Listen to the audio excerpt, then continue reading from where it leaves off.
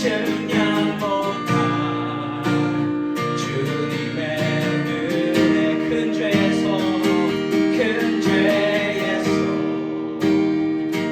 날 구했네. 한량없는 주님의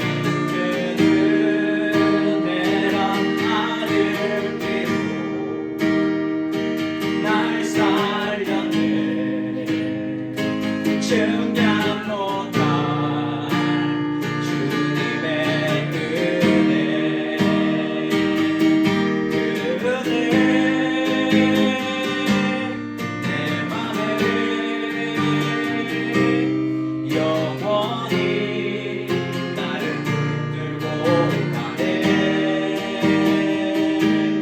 그 은혜 평생에 영원히 나를 일으키시네. 그 은혜 내 맘에 영원히 나를 붙들고 가네. 그 은혜 평생에 영원히 나를 일으키시네. 영원히 나를 일으키시네. 영원히 나를 일으키시네. 하나님 아버지, 오늘도 주님의 말씀 앞에 있습니다. 하나님의 은혜가 채워진 자들, 오늘의 말씀이 들릴 줄 믿습니다.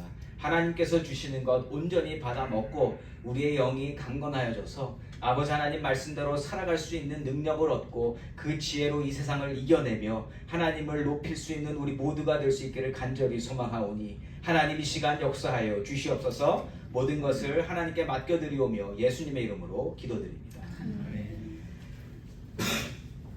네, 오늘 말씀 사도행전 15장 1절에서 21절까지의 말씀인데요.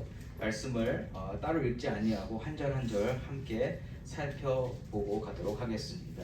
저는 오늘 주 예수의 은혜로 구원받는 줄을 믿노라 라는 제목으로 말씀을 나누고 싶습니다.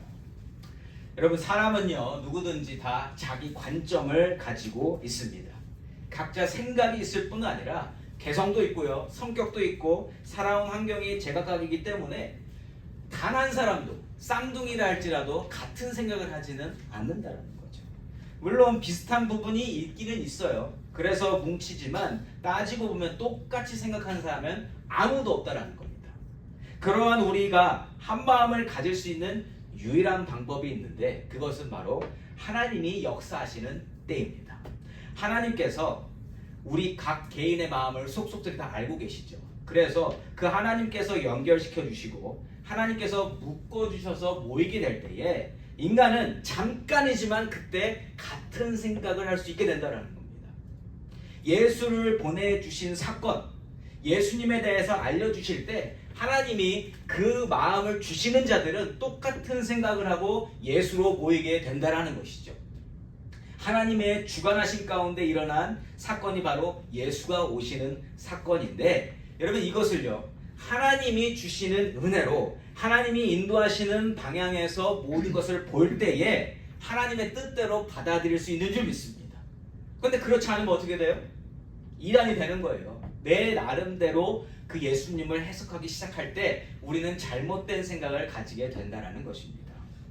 여러분, 하나님의 뜻대로 받아야 죄사함을 얻는 사건이 예수님이 오신 사건인 줄 믿습니다. 그러한 하나님의 주관적인 사건도 사람은 자기 관점으로 보려고 한다는 것이 인간의 맹점이라고 할 수 있어요. 이것은요 누구나 똑같이 하나님의 은혜가 없으면 그렇게 될 수밖에 없는 일이라는 겁니다. 예수를 믿게 됐음에도 하나님의 역사를 하나님의 관점으로 보지 못하는 경우가 오늘 본문에서 소개되어진다는 것이죠. 어떻게 해야만 하나님의 주관적인 사건을 하나님의 관점으로 볼 수 있는지, 또 어떻게 하나님의 의도하신 대로 우리가 따라갈 수 있는지를 오늘 말씀을 통해 살펴보고요. 우리 역시도 하나님의 사건을 하나님의 관점으로 해석하고 받아들이고 나아가며 하나님의 뜻 가운데 서는 자들로 살아가게 되시기를 예수 이름으로 축원합니다. 자, 1절 말씀 제가 읽어보겠습니다. 어떤 사람들이 유대로부터 내려와서 형제들을 가르치되 너희가 모세의 법대로 할례를 받지 아니하면 능히 구원을 받지 못하리라 하니. 아멘. 1절 말씀부터 벌써 굉장한 논란이 될 만한 일이 일어나고 있습니다. 구원에 관한 아주 기본적인 내용이 다뤄지고 있어요. 자, 여러분, 구원을 어떻게 받는다고 여러분들 알고 계십니까? 구원의 핵심이 뭐예요? 믿음이잖아요. 믿음. 그렇죠? 예수를 믿음으로 구원을 얻는 줄 믿습니다. 딱 그 간단하게.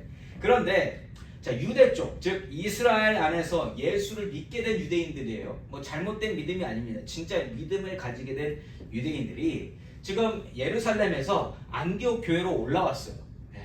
지도 있으면은 지도 있습니다. 그래서 뭐 여러분 보셨던 예루살렘 저 밑에죠.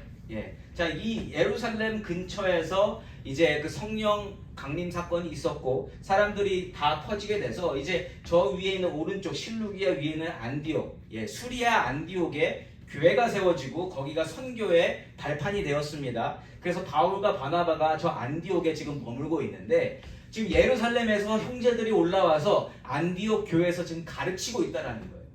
뭐라고요? 뭐라고 가르치고 있습니까? 모세의 법대로 할례를 받지 않으면 능히 구원을 받지 못하리라, 이렇게 이야기를 하고 있습니다. 예수님께서 가르쳐 주신 구원은 분명히 믿음으로 구원을 받는 건데 유대에서 온 자들은요, 모세의 법대로 행하여야 구원을 얻는다, 이렇게 가르치고 있다는 거예요. 자, 그러면 이 사람들은 왜 이렇게 가르치고 있을까요? 이 사람들이 잘못된 믿음을 가지고 있는 게 아니에요. 분명히 믿음을 가지고 있습니다. 그런데 왜 이렇게 이야기하는가? 그것은요, 그들이 살아온 삶의 기준을 두고 있기 때문이에요. 우리가 이렇게 살아왔기 때문에 이렇게 해야 된다. 그러니까 온전히 하나님의 관점으로 하나님 사건을 바라보는 것이 아니라 자신이 살아온 삶의 관점으로 하나님 사건을 보고 있다는 것입니다.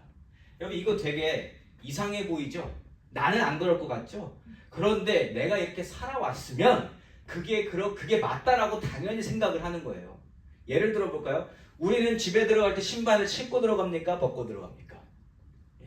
그런데 미국에 사시는 분들은 경험하셨을 거예요. 뭐 집을 누가 고치러 왔다, 미국 사람이 와서 신발 벗습니까? 안 벗습니까? 잘 안 벗습니다. 요즘엔 그래도 많이 바뀌었어요. 근데 잘 안 벗고 벗어달라고 하면 이상하게 생각하는 게 맞아요, 미국에서는. 그것처럼 유대인의 입장에서는 여태까지 살아왔던 전통과 역사와 문화 속에서 율법을 지키는 것이 삶의 한 부분이었단 말이에요. 그렇기 때문에 믿고 난 뒤에도 그것이 강조되고 있다는 거예요. 여러분, 유대인의 삶으로 바라보면 충분히 이해할 만한 발언이라는 것입니다. 자, 그들에게 있어서 구원은 어떤 것인가? 여러분, 구원이라는 것이 무엇이 해결되어서 구원을 받는 거죠? 죄를 사함받는 거 아니겠습니까?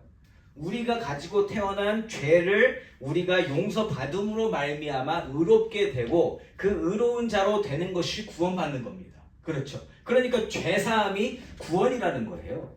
그런데 유대인들에게 있어서 구원은요, 무엇이냐? 죄사함도 물론 한 부분이었지만 그들에게 더 중요한 것은요, 율법을 지켜서 구원을 얻는 거였어요. 내가 이걸 해야 구원을 얻는 그러한 생각이 머릿속에 박혀있다는 겁니다. 율법을 지키는 일 가운데 죄사함을 받는 제사의 일도 포함되어져 있는 거예요. 죄사함이 없는 건 아니지만 죄사함이 전부는 아니었다는 겁니다. 율법을 지키는 것에 집중할 수밖에 없는 유대인들의 삶이었다. 그래서 율법을 지키는 일은 구원으로 가는 길에 반드시 이루어져야 할 일이라고 배웠고 가르쳤고 지켜왔기 때문에 예수를 믿고 나서도 그게 그대로 남아있는 겁니다. 그대로.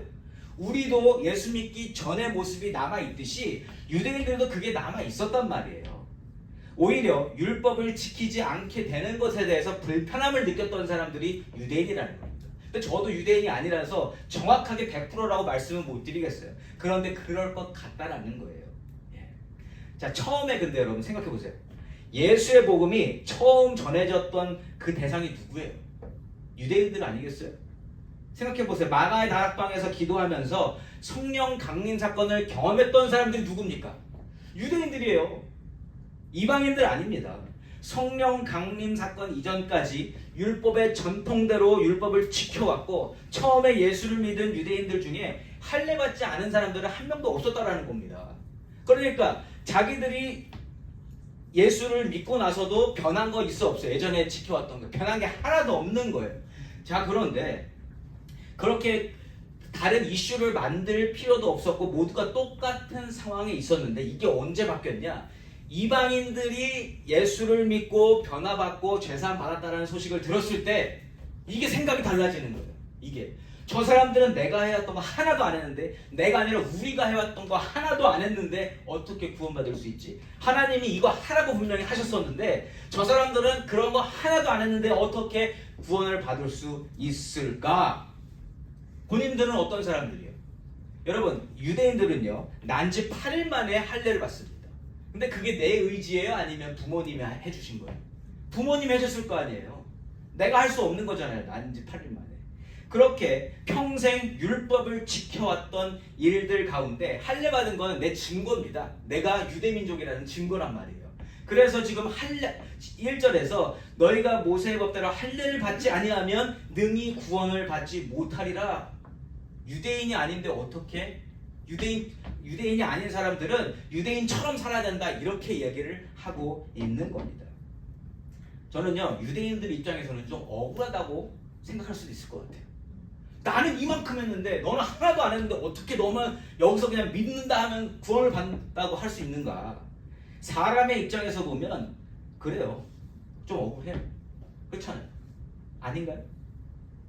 하나님 관점으로 보면 아무렇지도 않은 건데 사람의 입장에서 보면 억울할 수 있다는 거예요. 그래서 예수님이 복음서에서 보시면 유대인들을 향해서 수많은 비유를 주셨다. 왜요? 자꾸 오해하고 있으니까. 그래서 처음 된 자가 나중되고 나중된 자가 처음 된다라는 그 비유를 주셨던 거예요.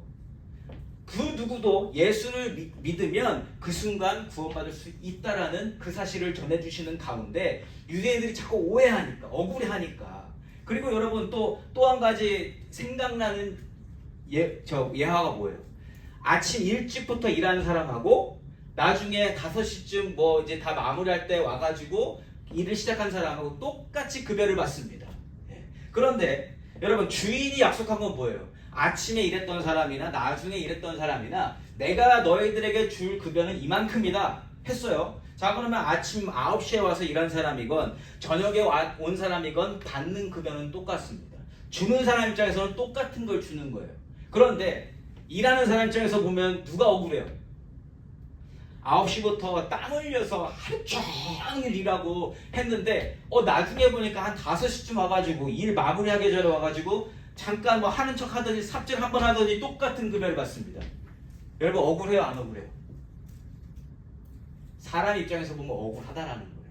그런데 예수님이 그 비유를 그렇게 주신 이유는 예수가 누구신지를 말씀하시면서 나를 믿는 자는 누구든지 구원을 얻으리라. 그런데 옛날부터 그렇게 전통을 지켜오고 문화 속에서 역사 속에서 살아온 사람이든 아니면 오늘 당장 믿는 사람이든 하나님이 주시는 구원은 믿음으로 이루어진다. 이걸 말씀하시기 위해서 그 예화를 주셨단 말이에요.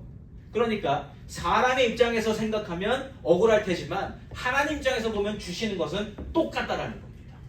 똑같아요. 그래서 이러한 그러니까 유대인들의 삶을 생각하면 어때요, 여러분? 억울할 만해요. 자기들이 겪은 게 얼마입니까 지금?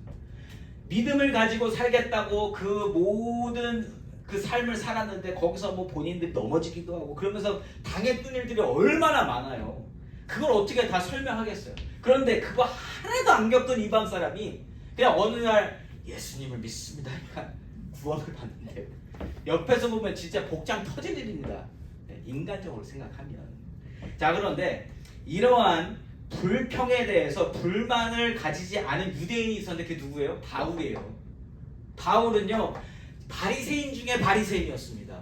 그 율법의 전통을 정말 잘 아는 사람일 뿐만 아니라 누구보다도 전문가가 바울이었어요. 그렇죠? 그런데 바울은 하나님의 뜻을 어떻게 알게 됐습니까? 다메섹 도상에서 예수님이 나타나셔서 바울을 바꾸어 주셨단 말이에요. 그렇죠? 여태까지 자기가 알던 율법하고 완전히 다른 예수님의 등장으로 말미암아 자기의 삶이 바뀌어졌습니다. 그래서 바울이 아는 건 뭐예요? 하나님의 은혜가 임함으로 말미암아 내가 하나님과 가까워지고 내가 예수를 믿게 되었구나. 요걸 깨달은 겁니다. 그러니까 그걸 우리가 두 글자로 줄이면 뭐예요? 은혜예요, 은혜. 바울은 하나님의 은혜를 깨달은 겁니다. 하나님이 나에게 와주셔서 그렇게 나를 변화시켜 주시는 것이구나. 이게 유대인에게 아무 소용이 없구나. 요걸 깨달은 사람이 바울이라는 것이죠. 자기 역시 하나님 은혜가 아니었으면 율법 붙잡고 있다가 지옥 갈 만한 인생이었다는 걸 확실히 깨달은 사람이 바울이에요. 복음이 전해지고 복음이 받아들여지는 건 사람의 마음이 할 수 있는 게 아니구나. 율법으로 할 수 있는 게 아니구나. 내가 여태까지 쌓아왔던 실력으로 하는 것이 아니구나. 오직 하나님의 은혜로 되어지는 것이구나. 바로 아는 사람이 바울이었습니다. 유대인들이 예수 복음을 받아들였을 때에 그것이 하나님의 은혜로 되어진 것임을 알기도 아는데 그거 내가 살아왔던 것만 생각하면 억울한 거예요. 자기들이 살아왔던 삶이 반영됐다고 믿고 싶은 겁니다. 내가 이만큼 살아왔던 거와 플러스 하나님의 은혜로서 우리는 구원받았다. 이거를 말하고 싶은 거예요. 믿음은 믿음이고 인간이 행할 바를 행하여야만 구원이 완성된다. 이렇게 믿었던 거예요. 이게 바로 알미니안주의입니다. 많이 들어보셨겠지만. 하나님의 은혜와 더불어 인간의 선택적 희생과 행위가 합쳐져야 구원이 이루어진다. 이거 아니에요. 하나님의 은혜로만 구원이 이루어지는 줄 믿습니다. 저는 확실히 선포합니다.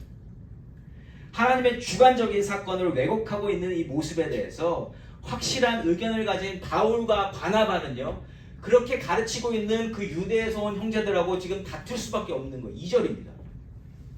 바울 및 바나바와 그들 사이에 적지 아니한 다툼과 변론이 일어난지라 형제들이 이 문제에 대하여 바울과 바나바와 및 그 중에 몇 사람을 예루살렘에 있는 사도와 장로들에게 보내기로 작정하니라. 아멘.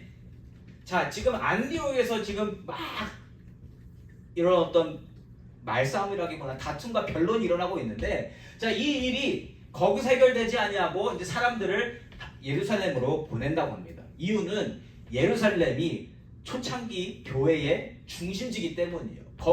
예루살렘에서 모든 것이 정해지면 그것이 모든 것의 레퍼런스가 되는 겁니다. 앞으로 그 기독교가 이제 점차적으로 퍼져나갈 때에 모든 것의 기준이 되는 것은 예루살렘에 있는 교회였어요. 그래서 지금 예루살렘에서 이 문제를 해결해야 된다는 거예요. 하나님이 그래서 사람들을 안디옥에서 예루살렘으로 보내서 예루살렘에서 이 일을 해결하게끔 하나님이 인도하신다는 겁니다. 여러분, 바울과 바나바가 안디옥 교회의 대표로서 예루살렘으로 가고요. 지금 그쪽에서 이미 하나님의 일을 감당하는 사람으로서 사람들에게 인정을 받은 사람인 것뿐만 아니라 지금 바울과 바나바는요, 하나님의 뜻에 일치된 삶을 살고 있는 사람들이에요. 그거는 바울과 바나바가 실력이 좋아서가 아니고 하나님이 그들에게 지혜와 능력과 성령 충만함을 주셨기 때문에 바울과 바나바가 그렇게 살 수 있는 줄 믿습니다. 여러분, 그거에 대한 증거가 뭐예요? 지금 신약 성경에 보면 바울 서신이 많죠. 바울이 쓴 편지가 어떻게 성경 말씀이 되느냐 이렇게 물어보시는 분들이 있어요. 그런데 사람이 쓴 편지이지만 지금 성령 충만한 마음으로 그 머릿속에 있는, 마음속에 있는 것들을 글 속으로 적어냈을 때에 성령 하나님이 그 모든 걸 이끌어내셨단 말이에요. 지금 그 마음이 하나님의 마음과 일치되고 있기 때문에 그 편지들이 성경으로 채택될 수 있었다. 그만큼 성령 충만했다라는 겁니다. 자, 이렇게 하나님의 사건을 하나님의 관점으로 보는 사람들이 예루살렘으로 가서 하나님의 뜻을 전하게 되는 겁니다. 3절 말씀입니다. 그들이 교회의 전성을 받고 베니게와 사마리아로 다니며 이방인들이 주께 돌아온 일을 말하여 형제들을 다 크게 기쁘게 하더라. 아멘. 아멘. 자, 이제 저 안디옥에서 저 예루살렘까지 쭉 내려가야 되는데 지금 그 가는 길 베니게와 사마리아가 그 중간에 있는 지역이거든요. 거기서 이방인들이 주께 돌아온 일을 말하면서 그 동네에 있는 사람들에게 그 하나님의 역사를 전합니다. 그러니까 하나님의 역사를 전하니까 거기 있는 사람들이 어때? 반응이 너무 좋은 거예요. 그런데 역사적으로 사마리아 땅은 어떤 땅입니까? 유대 순수 혈통이 있는 게 아니라 그때 아수르로 북이스라엘이 아수르로 붙잡혀가서 그 아수르와 섞이는 혼혈도 많았었고요. 그래서 유대 혈통을 가진 자들이 사마리아를 우습게 봤잖아요. 서로 사이가 안 좋았단 말이에요. 그러한 사람들에게 하나님이 이방인들을 향하여 구원을 약속하셨더라. 이방인들이 예수를 믿고 회심했더라. 이런 얘기를 전하니까 당연히 반응이 좋겠어, 안 좋겠어요?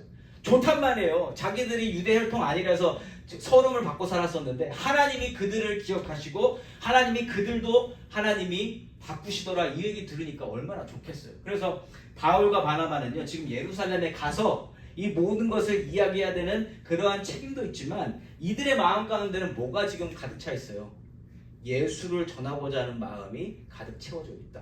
그래서 어딜 가든지 예수를 전하는 모습을 우리가 볼 수 있다는 겁니다. 자, 이렇게 복음이 전해지는 것이 너무너무 기쁜 일인 것을 가는 도중에도 경험하면서 예루살렘에 도착합니다. 4절입니다. 예루살렘에 이르러 교회와 사도와 장로들에게 영접을 받고 하나님이 자기들과 함께 계셔 행하신 모든 일을 말하네. 아멘. 자, 예루살렘에 도착했는데 반응이 어떻습니까, 여러분? 교회와 사도와 장로들에게 영접을 받았다. 그러니까 대환영을 받은 거예요. 사람들이 소문을 들었을 거 아니에요. 바울과 바나바에 대해서. 지금 이 1차 전도 여행을 끝나고 난 뒤 아니겠어요? 그러한 일들을 하고 난 뒤에 바울과 바나바에서 들었는데 많은 사람들이 좋은 마음을 가지고 있는 겁니다. 귀한 일을 했다. 예. 자, 그래서 그러한 귀한 일을 했고 우리가 지난주에 살펴봤을 때 바울과 바나바가 다시 안디옥 돌아갔을 때 지금 그간에 있었던 많은 일 중에 뭘 전했어요? 교회 사람들에게? 내가 두둑에 맞았다가 죽을 뻔했다 살아났다는 경험만 했습니까? 아니요. 하나님이 이방인들에게 역사심을 드러냈다라고 증거하고 있습니다. 오늘도 똑같이 지금 예루살렘 가서 4절 후반부 보시면 하나님이 자기들과 함께 계셔 행하신 모든 일을 말했다. 중요한 포인트는 하나님이 하신 일이에요.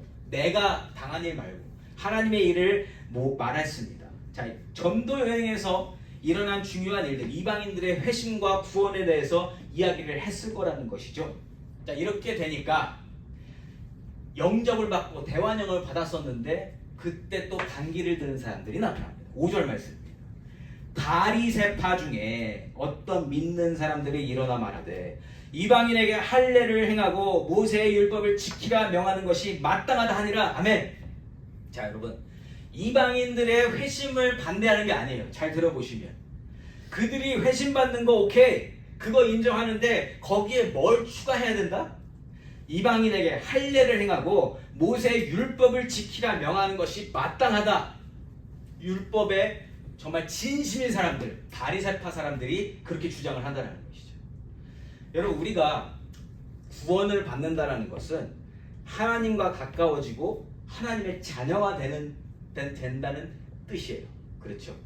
자, 그런데 이방인, 지금 바리새파들이 주장하는 이방인에게 할례를 행하고 모세 율법을 지키라 명하는 것은 누가 되라는 거예요, 이게? 이건 유대인이 되라는 뜻이에요. 근데 여러분, 하나님 안에서 하나님 자녀 될 때 유대인들의 그 모습을 따라가는 것이 하나님 자녀가 되는 방법입니까? 아니면 하나님 말씀 듣고 하나님 말씀대로 살아가는 게 하나님 자녀가 되는 방법입니까? 후자죠. 이게 할례를 받던 안 받던 하나님 자녀가 되는 것은 아무 관계가 없다라는 거예요. 그런데 지금 바리새파 사람들은 뭐가 중요한 거예요? 우리가 하나님 민족이고 하나님이 우리에게 오더하셨던 이 모든 것이 이루어져야 하나님 자녀가 될 수 있다. 저는 근데 유대인들 입장에서는 충분히 그렇게 말할 수 있다고 생각을 한다니까요. 이 마음을 모르지는 않겠어요. 그런데 우리가 분명히 알아야 할 것은 하나님 말씀이 그렇게 기록하고 있지는 않다라는 겁니다. 여러분, 예수님께서 자신의 생명을 주시면서 우리의 죄를 사하여 주셨습니다. 그리고 그러한 예수님의 존재를 믿고 예수님이 인간의 죄를 다 담당하시면서 십자가에서 돌아가셨다는 것을 믿는 사람은 누구든지 다 죄를 사함받는 줄 믿습니다. 이게 끝 아니에요? 여기다 또 뭘 더 해야 됩니까? 빼야 됩니까? 그런 거 없죠. 예수님이 모든 것을 다 모든 죄를 짊어지시고 인간의 모든 죄, 유대인, 이방 사람, 한국 사람, 미국 사람 누구 할 것 없이 다 처음부터 있었던 사람들에서 끝까지 있을 사람 모든 사람들의 죄를 다 담당하셨다. 아멘입니까? 그러면 그게 다예요. 예수님이 모든 죄를 다 사하셨습니다. 이게 예수님 말씀하시는 구원이에요. 그리고 성경이 그러한 구원을 증거하고 있습니다. 그러면 이러한 믿음이 끝인데 여기다 대고 할례를 받고 율법을 지켜야 한다는 조건은 어디서 온 건가요? 여러분, 이거 어디서 왔어요? 결국엔 유대인의 전통과 문화와 역사로부터 왔다라는 거예요. 구원의 핵심은 율법에 있지 않습니다. 구원의 핵심은 믿음에 있는 줄 믿습니다. 구원을 받은 영혼은 하나님의 법을 따르고 싶은 마음이 생기고 그때 율법이 도와준다라는 것이죠. 여러분, 우리도 하나님을 사랑하게 되고 예수님을 믿게 됨으로 구원을 받게 되면 하나님이 말씀하신 대로 살고 싶은 게 우리 마음이잖아요. 그래서 우리가 맨날 그렇게 기도하잖아요. 하나님 말씀대로 살고 싶습니다. 자, 그때 우리가 어디로 가요? 결국 성경 들춰보면서 하나님이 어떻게 살기를 원하시나 하면서 우리가 하나님 말씀을 찾아보지 않습니까? 그게 정상이라는 거예요. 그런데 그렇게 했는데 거기서 율법에서 난지 8일 만에 할례 받아야 된다는 법이 있어요? 없어요? 여기? 있죠? 그럼 그거 따라야 돼요? 안 따라야 돼요? 이렇게 물어보면 이제 다들 대답을 못 하시는 거예요. 해도 되고 안 해도 된다요. 근데 그것 때문에 우리의 구원이 바뀌어지지는 않는다라는 거예요. 만약에 하나님이 주신 말씀이 내 마음에 감동이 되어서 나 할례 받아야 되겠네. 그럼 할례 받는 거예요. 아니면 안 받아도 돼요. 그것 때문에 우리의 구원이 흔들리지는 않는다라는 겁니다. 구원은 예수님께서 나의 죄를 담당하시고 십자가에서 죽으심으로 내 죄값을 다 지불하셨다. 믿으면 구원받는 줄 믿습니다. 그 이후에 하나님 뜻대로 살고 싶어서 율법에서 돼지고기 먹지 말라고 해서 돼지고기 안 먹는 거 안 먹을 수 있어요. 그 존중해야 되는 거예요, 그거는. 근데 먹고 안 먹고가 내 구원과는 상관없다라는 거예요.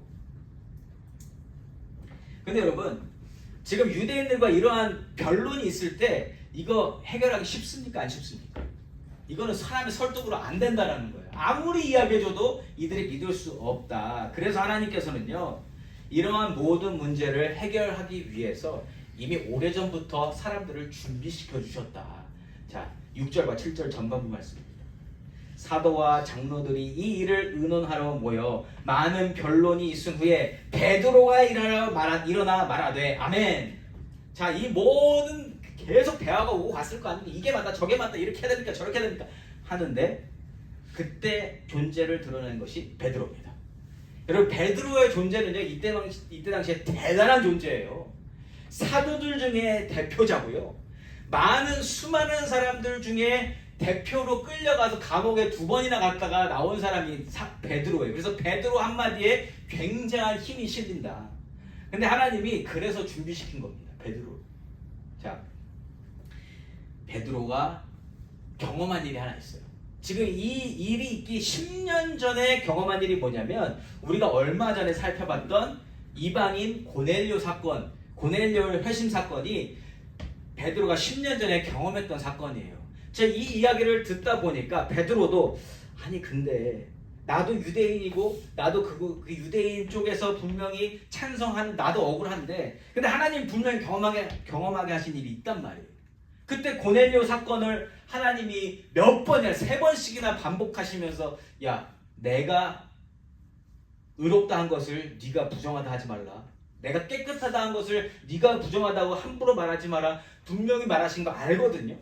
고넬료가 회심한 그게 하나님의 은혜로 되어지는 것, 그리고 본인이 여태까지 해왔던 모든 일을 하나도 하지 않았어도 하나님이 바꾸시면 바꾸신다는 걸 분명히 깨달았던 것이 베드로예요. 그래서 이 이야기를 꺼낼 수밖에 없는 겁니다. 지금. 그래서 베드로가 뭐라 그래요? 자기를 하나님께서 이미 준비시켜 주셨고 이 일에 대해서 확실하게 가르쳐 주셨다. 그 내용이 7절 후반부에서 이어지는데요. 7절 후반부에서 9절까지 말씀을 제가 읽습니다. 형제들아 너희도 알거니와 하나님이 이방인들로 내 입에서 복음의 말씀을 들어 믿게 하시려고 보내려고 그 사건입니다. 오래전부터 너희 가운데서 나를 택하시고 또 마음을 아시는 하나님이 우리에게와 같이 그들에게도 성령을 주어 증언하시고 믿음으로 그들의 마음을 깨끗이 하사 그들이나 우리나 차별하지 아니하셨느니라. 아멘. 아주 간결하게 아주 확실하게 깔끔하게 정리해 줍니다. 이방인들에게 복음이 전해지고 그들이 그 믿음만으로 죄사함을 받게 된 것, 유대인들에게 임한 복음과 전혀 다를 것 없다. 똑같다. 이야기를 하는 거죠. 8절에서 증거하듯이 복음이 전해지고 믿음이 허락되어지는 것은 누구의 역사로? 성령의 임재로 되어지는 것이다. 이렇게 얘기를 해요.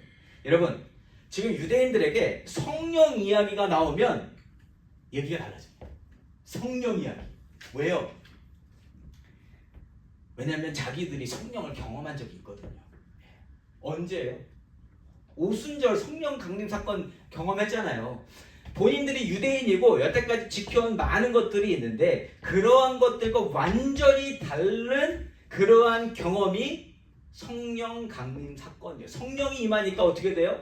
본인들의 마음이 확 뒤집어지는 걸 경험했어요. 그때 다른 나라 말을 막 하게 되고 자기들이 해오지 않았던 삶을 살게 되고 그러한 기적을 경험한 것이 바로 이들의 경험입니다. 그때 성령이 임하면 인간의 능력이 끼어들 수 없다라는 것을 분명히 경험했어요. 그때 오늘 이방인의 구원에 대해서 율법을 이야기하는 사람들이 다 그때 베드로를 중심으로 해서 다 유대인들 아니에요? 그런데 유대인들이 경험한 게 성령 강림 사건인데 그 성령이 똑같이 이방인들에게 역사를 한다고 하면 그들도 똑같이 구원을 받게 된다. 이걸 얘기하니까 이제 더 이상 할 말이 없는 겁니다. 그리고 베드로가 이걸 또 이야기하니까 베드로가 그러한 가운데 베드로가 아주 중요한 말씀을 전합니다. 10절과 11절입니다. 그런데 지금 너희가 어찌하여 하나님을 시험하여 우리 조상과 우리도 능히 매지 못하던 멍에를 제자들의 목에 두려느냐? 그러나 우리는 그들이 우리와 동일하게 주 예수의 은혜로 구원받는 줄을 믿노라 하니라. 아멘. 오늘 설교 말씀의 제목입니다. 주 예수의 은혜로 구원받는 줄을 믿노라. 율법으로 다시 돌아가게 된다면 예수님의 죽음이 헛되이 되는 거다. 예수님이 그냥 이유 없이 돌아가시게 만드는 것이 우리가 다시 율법으로 돌아가는 거다. 율법에 완성되시고 율법을 다 지키신 분이 예수님이신데 율법을 다시 들고 나온다면 예수님을 우리가 없이 하는 거와 똑같다. 그래서 예수의 죽음이 헛되이 된다는 사실을 먼저 표명하고서 구원은 하나님의 은혜로 받는 거다. 이걸 얘기하고 있는 거예요. 은혜가 중요하다. 여러분 베드로 입장에서는요. 이 하나님으로부터 임하는 은혜가 무엇인지 정확하게 아는 사람이에요. 여러분 처음에 예수님 주위에 모였던 12제자들 아시잖아요. 그렇죠? 12제자들이 예수님과 함께 동고동락했고 예수님 죽으시는 것도 다 목격했는데 그 중에 한 사람이 배신을 합니다. 그게 누구예요? 가룟유다잖아요. 가룟유다. 여러분 하나님의 은혜로 말미암아 본인들이 예수님을 믿게 되었고 하나님의 은혜로 말미암아 예수님의 죽음도 다 받아들이게 됐고 하나님의 은혜로 말미암아 예수님이 죽으시고 부활하시고 승천하시고 그 이후에 모든 것을 다 받게 된 걸 알아요. 그런데 그 중에 그 은혜를 받지 못한 사람이 있었으니 누구예요? 가룟유다. 말씀드리고 싶은 건 뭐냐면 모든 것을 다 공유하고 똑같은 똑같은 것을 보고 똑같은 것을 행했는데 여러분 은혜가 아니면 그 똑같은 것 가운데서 하나님 뜻을 절대 알 수 없다는 거예요. 겉으로 보기에는 똑같이 다 했어요. 그리고 심지어 가룟 유다는요 그 12명 중에 가장 똑똑한 사람이었어요. 가장 사람들에게 인정받는 사람이었고 그리고 누구보다 모든 율법을 잘 지켰던 사람이 가룟 유다입니다. 그렇죠. 그런데 그러한 사람의 배신과 삶의 결말은 여러분 은혜를 받지 못했기 때문이에요. 하나님의 은혜가 임하지 아니하면 아무리 그 자리에서 잘해도 그 구원과 관계없는 삶을 산다. 이걸 베드로는 옆에서 분명히 목격한 사람이거든요. 자기는 한 게 아무것도 없어요. 심지어 자기는 예수님을 배신했어요. 자기가 한 말이 거짓말이 됐습니다. 나는 예수님을 절대로 배반하지 않을 겁니다. 그런데 닭이 울기 전에 그거 주인공 누구예요? 본인이 자기가 한 말을 뒤집은 사람 아닙니까? 그런데 하나님의 은혜를 입으니까 결국에는 예수님을 위해서 목숨까지 바치는 사도가 되더라. 이걸 본인은 너무 잘 알고 있는 거예요. 이거는 하나님의 은혜로밖에는 될 수 없는 일이다. 이걸 안다라는 거예요. 그래서 예수의 은혜로 자유를 얻는 자들이 다시 멍에를 매는 그 모습을 나는 볼 수가 없다. 나는 볼 수가 없다. 나는 분명히 경험했다. 고넬료 사건뿐만 아니라 가룟 유다를 옆에서 보면서도 하나님의 은혜로 되어지는 것임을 내가 분명히 목격했다. 성령이 임해서 하나님의 은혜가 임하면 이방인들도 분명히 구원받는다. 이걸 지금 증거하고 있는 거예요. 하나님의 영이 모든 것을 이해하도록 도와주셔야만 믿음으로 구원에 이르는 복음이 온전히 이해될 것이다. 여러분 물론 이 말을 했다 그래서 지금 예루살렘에 있는 사람들이 다 믿었을까? 그거는 또 아닌 거라고 생각해요. 그런데 이 발언이 중요한 이유는 지금 예루살렘에서 수많은 사람들이 지금 이방인의 구원에 대해서 궁금증을 가지고 싸우고 있을 때 베드로라는 사람이 이 이야기를 했기 때문에 앞으로 이러한 안건에 대해서 누군가 따졌을 때는 베드로의 말 한마디, 지금 했던 그 한마디가 이제 중심이 될 거라는 거예요. 이방인 구원 은혜로 받습니다. 하나님이 주신 은혜로 구원 받습니다. 이방인이 구원 받는 거 그거 전혀 문제 안 됩니다. 이게 이제 여기 이렇게 세팅이 되는 거예요. 성경에서는 이러한 것이 예루살렘에서 정해져서 그렇게 말하고 있지 않지만 이 사건으로 말미암아 앞으로 모든 그 사역 속에서 이방인이 구원받는 일은 믿음으로 되는 것이고 은혜로 되는 것이다가 셋업이 되는 겁니다. 이 너무너무 중요한 장면이라는 거죠. 그래서 저와 여러분이 할례를 받지 않아도 구원받을 수 있는 줄 믿습니다. 이게 저희들에게도 중요한 사건이라는 거예요. 공식적인 자리에서 울려 퍼진 발언이기 때문에. 그래서 이제 수많은 유대인들이 예수 복음을 하나님의 관점으로 보게 될 수 있었다. 믿든지 안 믿든지 이게 공식적으로 발표된 그러한 은혜의 모습이다라는 거예요. 이러한 베드로의 발언에 힘입어서 바울과 바나바가 여태까지 하나님이 보여주셨던 것을 또 이야기해요. 12절 말씀입니다. 온 무리가 가만히 있어 바나바와 바울이 하나님께서 자기들로 말미암아 이방인 중에서 행하신 표적과 기사에 관하여 말하는 것을 듣더니 아멘. 이제 이런 이야기하면 잘 들리지 않을까 이제? 그렇군요. 하나님이 그렇게 역사하셨군요. 예. 그런데 12절 처음에 보시면 온 무리가 가만히 있어 이렇게 등장하죠. 베드로가 이야기하고 나서는 이제 따지고 하는 것들이 다 입을 다물게 됐다. 받아들일 수밖에 없는 거예요. 베드로가 얘기하니까. 예. 그래서 지금 예루살렘에 모여있는 자들에게 지금 이제 중점이 되는 건 뭐냐? 하나님이 어떻게 일하시냐요. 내가 여태까지 어떻게 해왔냐가 아니고 하나님의 존재, 하나님의 약속, 하나님의 일하심이 믿는 성도에게 가장 중요한 일이 된다. 내가 어떻게 살아왔고 내가 얼마나 노력했고 내가 얼마나 희생했고 내가 얼마나 드렸는지에 대한 것은 이제는 아무 소용없다. 전통과 역사를 가지고 그 정말 어마어마한 일들을 겪었던 유대인들의 그러한 모든 일들 그거는 사실 별로 중요하지 않다라는 거예요. 구원 받는 데 있어서 물론 구원의 역사가 그 안에 담겨 있지만 그것을 자랑할 수는 없다라는 거예요. 이때 또 한 사람이 등장해서 하나님 역사에 대해서 증언합니다. 예수님의 친동생 야고보가 증언합니다. 13절과 14절이요. 말을 마침에 야고보가 대답하여 이르되 형제들아 내 말을 들으라. 하나님이 처음으로 이방인 중에서 자기 이름을 위할 백성을 취하시려고 그들을 돌보신 것을 시므온이 말하였으니 아멘.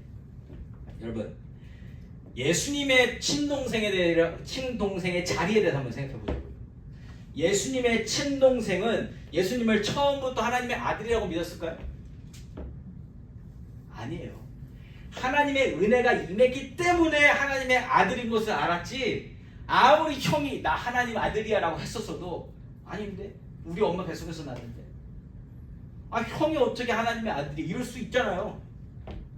저희 누나도 예수님을 안 믿습니다. 제가 아무리 얘기해도 안 믿어요. 형제간에 더 어렵다니까요. 안 믿어요.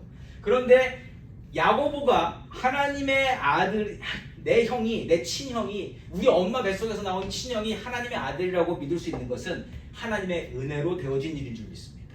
그러니까 본인도 알고 얘기하는 거예요. 형제들아 내 말을 들으라. 내 형이 예수님이고 내 같은 뱃속에서 나온 형이지만 그는 하나님이시다. 하나님이 처음으로 이방인 중에서 자기 이름을 위할 백성을 취하시려고, 자기 이름을 위할 백성을 취하시려고 그들을 돌보신 것을 누가 말했다고요? 시므온. 근데 지금 베드로가 얘기했잖아요.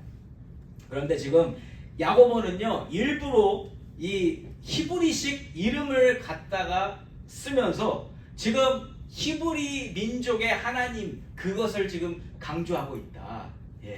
그래서 시므온이 말했다라고 이야기하면서 히브리 민족의 하나님을 지금 유대인들을 위해서 하나님이 히브리 민족을 버린 것은 아니다. 유대인들을 그냥 버린 것은 아니지만 하나님께서 이방인들을 향해서 이미 말씀하신 구원의 메시지가 있다. 이걸 얘기하고 싶은 거예요.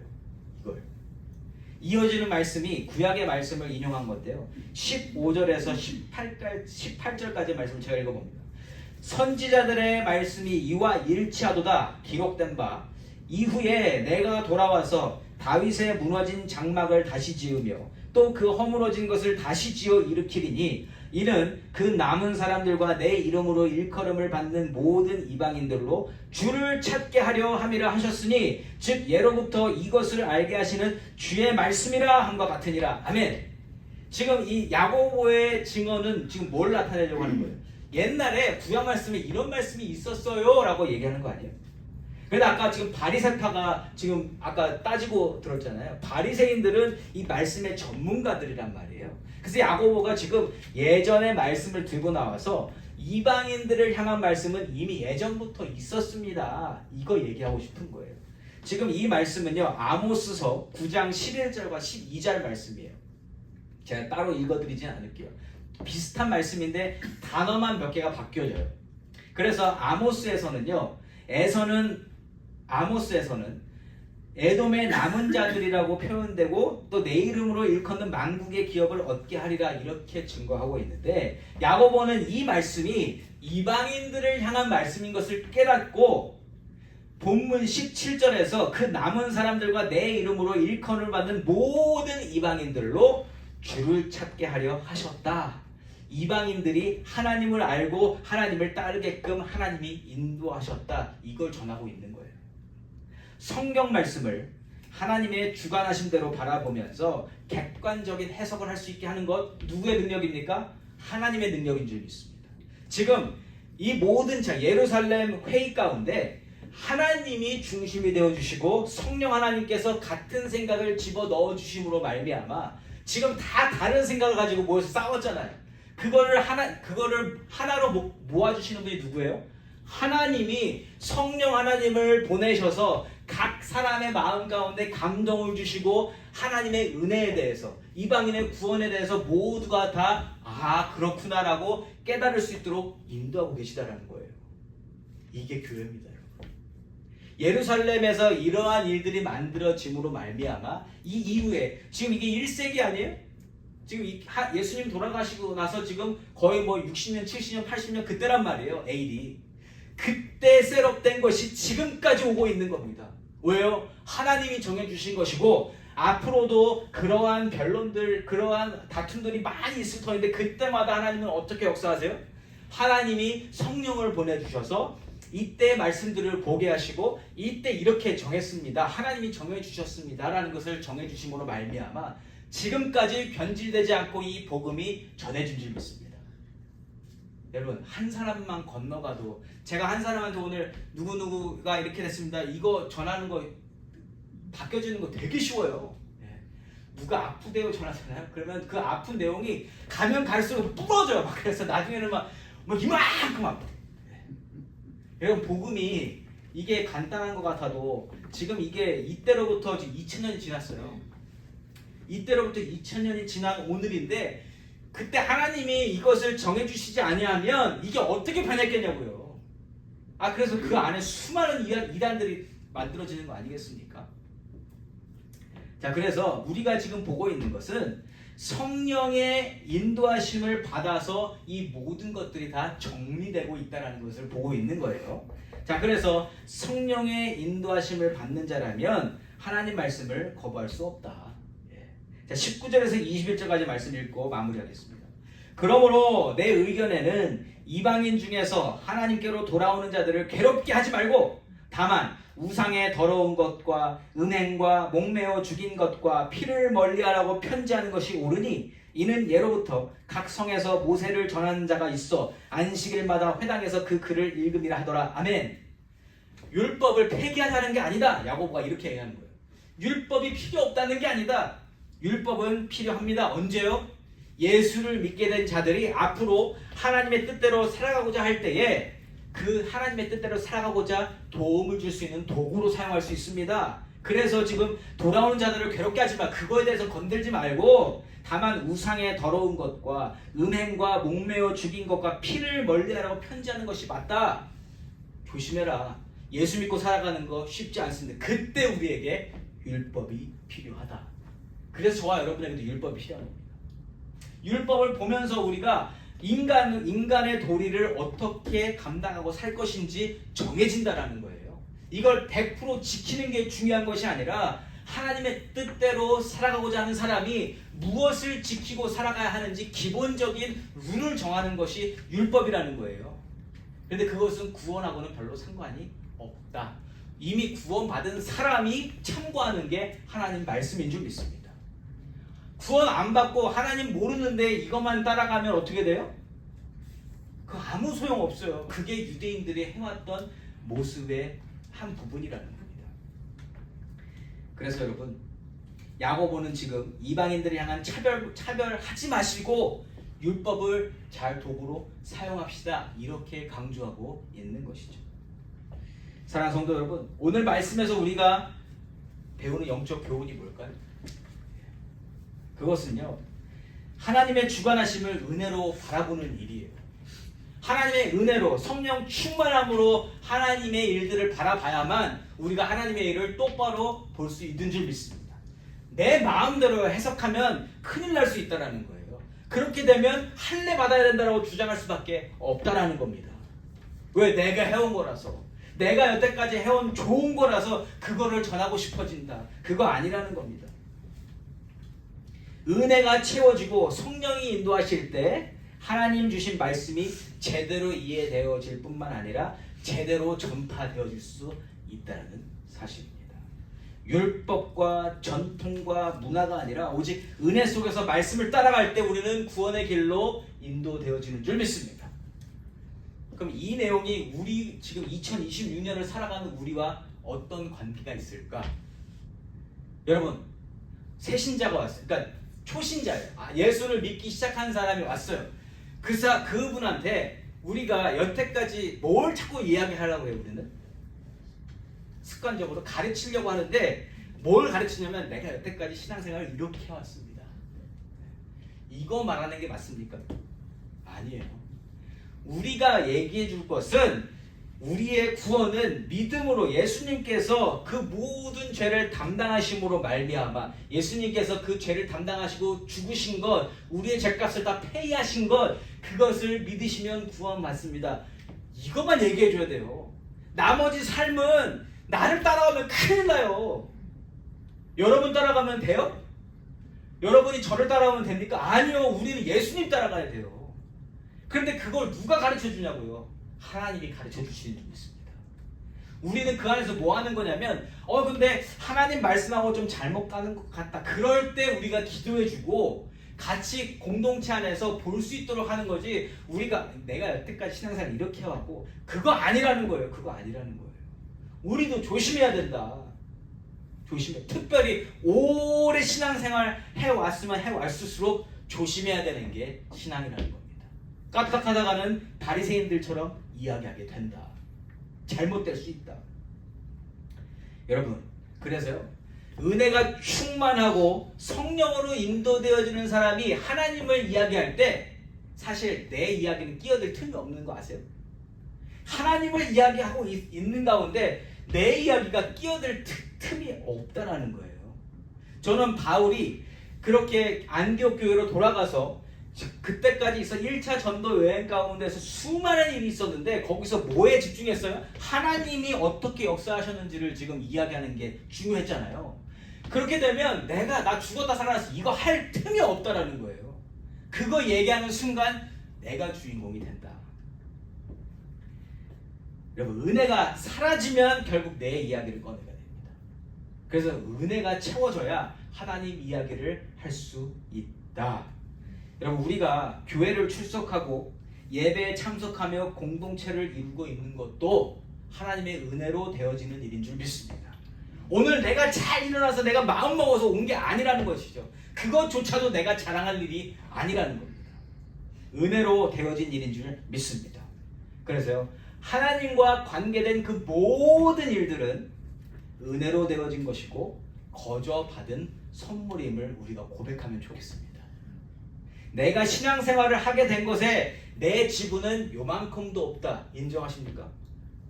근데 우리가 거기에 대해서 얘기하고 싶어요? 안 하고 싶어요? 그래도 내가 좀 이거 한 것 같아요. 그래서 내가 거기서 내가를 빼야 돼요. 근데 이 내가를 뺄 수 있는 유일한 방법은 하나님의 은혜가 충만한 그것밖에는 다른 방법이 없는 줄 믿습니다. 오늘 설교 제목이 진정 저와 여러분의 신앙 고백이 되어지기를 소망합니다. 함께 다 같이 읽고 마치면 좋겠어요. 시작. 주 예수의 은혜로 구원받는 줄을 믿노라. 아멘입니까? 아멘. 앞으로도 신앙생활 하시는 가운데 나의 관점, 나의 생각, 나의 행동들이 자랑되어지지 아니하고 오늘의 나를 있게 하시고 인도하여 주신 은혜의 하나님을 자랑하며 살아가시는 우리 귀하고 복된 프르스교회 성도님들이시기를 예수 이름으로 축원합니다. 아멘.